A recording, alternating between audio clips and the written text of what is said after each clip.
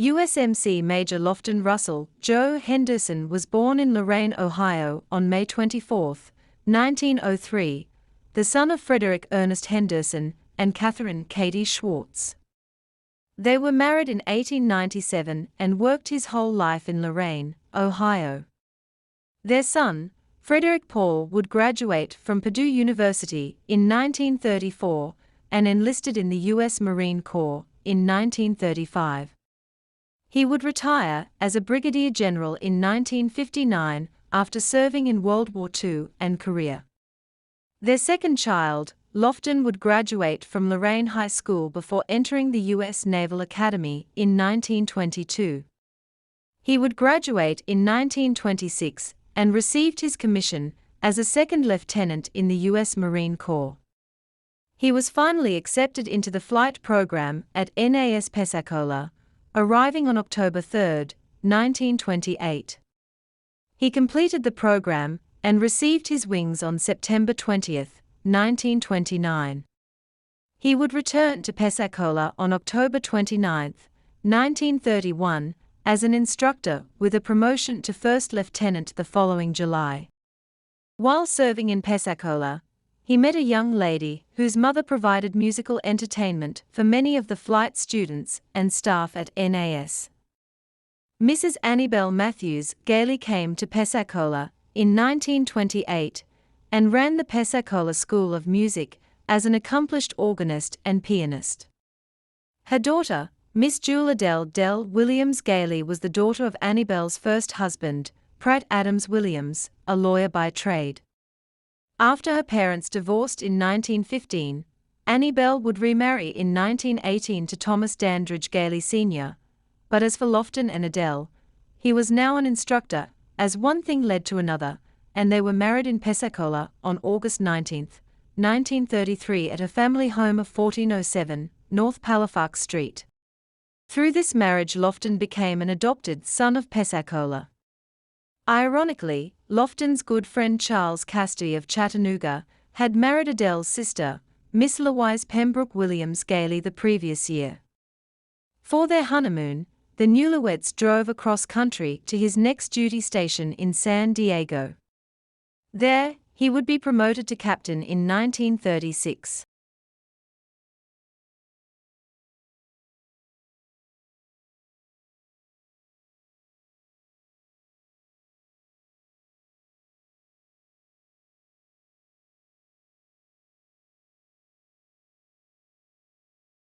Lofton remained in the San Diego area until July of 1937, at which time he and Adele moved to the East Coast. They would return to the West Coast in 1941, where he was again promoted to the rank of major on July 8. After the war began, Major Henderson would take command of the VMBS-241 squadron, known as the Sons of Satan, on Midway Island and set about preparing them for their eventual combat. Soon, they received their new Douglas SBD-2 aircraft from the transport ship USS Kitty Hawk along with a new executive officer and a batch of 8 rookie pilots. As the mighty Japanese armada approached Midway, they had no idea that the U.S. had 3 carriers lying in ambush waiting for them. Their battle plan was to bomb Midway into submission, then invade and capture. So, as they approached the island on June 4, 1942, Henderson and his squadron took off from Midway to make the initial attack that would open one of the greatest battles in American history. With the Japanese fleet were 4 of the 6 hated carriers that had attacked Pearl Harbor, making them the #1 target for all naval aviators. All 4, the Kaga, Akagi, Hiryu, and the Soryu, were now approaching Midway.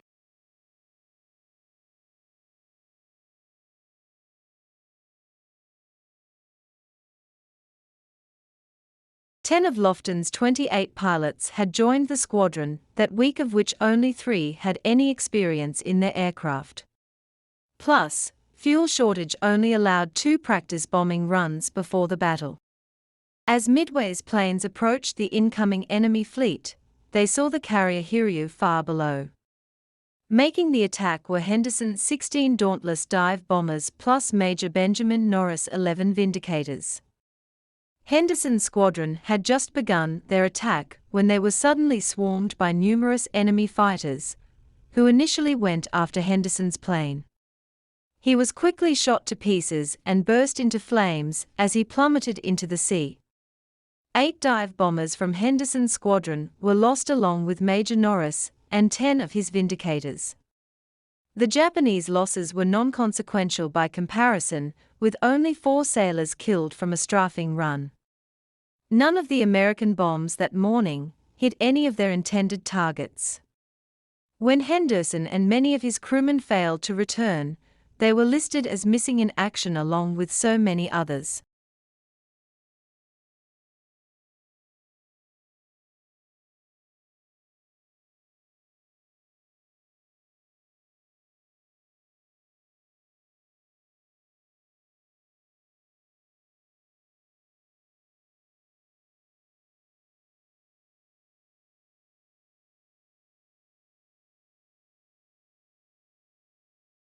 Back home in Pensacola, the public was aware of a great naval battle, but no one had any details.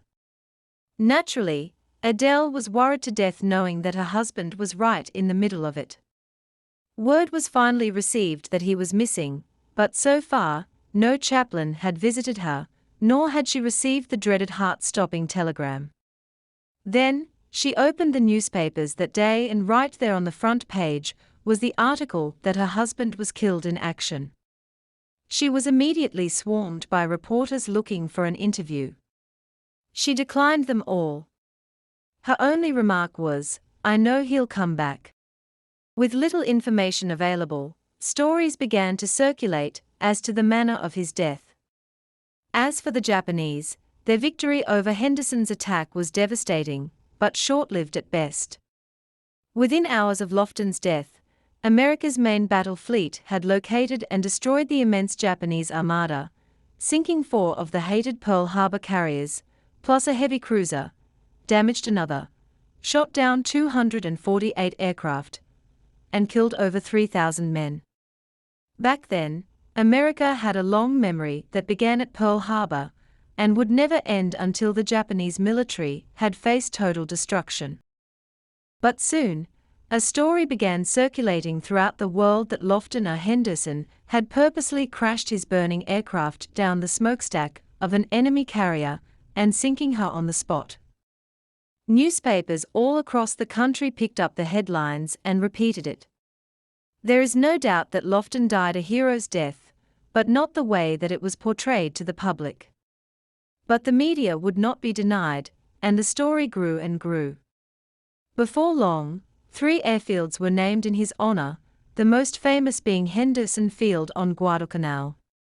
Just the name of Henderson Field became a cornerstone of Marine Corps legend.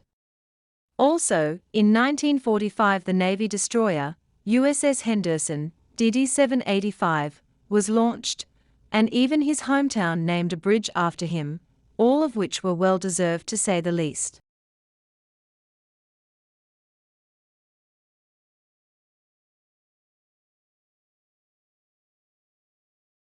Although the hero escaped their rumored sinking by Lofton and the other dive bombers from Midway Island, their fate was rapidly nearing.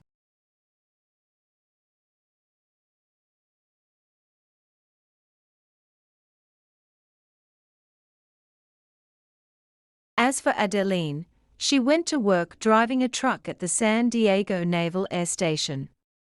There, she was known as the wife of the man that flew down a smokestack and sunk an enemy carrier. A year after the famous battle, it was finally disclosed that she had met Lieutenant Robert W. Conrad of Minneapolis at the naval base. They would marry on June 16, 1943. However, her love for Major Henderson was not to be denied. Following her death in 1999, she had her body cremated, and her ashes scattered over the Midway battle site, where her husband had so bravely sacrificed his life. The Battle of Midway was the single most turning point of the war. This one victory eliminated the Japanese offensive in the Pacific and forever placed them on the defensive for the remainder of the war. With the loss of 4 of their large battle carriers, they were still formidable, but their losses could never be replaced. Henderson's attack contributed significantly to the American victory by delivering a crucial early blow despite being heavily outnumbered by enemy's fighters. Their attack helped disrupt the Japanese plan and instilled uncertainty and confusion as to what American forces were out there. This in turn impacted the decisions made by the enemy's high command. This unsettling of the enemy was bought with the lives of true American heroes such as Major Henderson. And once again history was changed by an adopted son of Pensacola.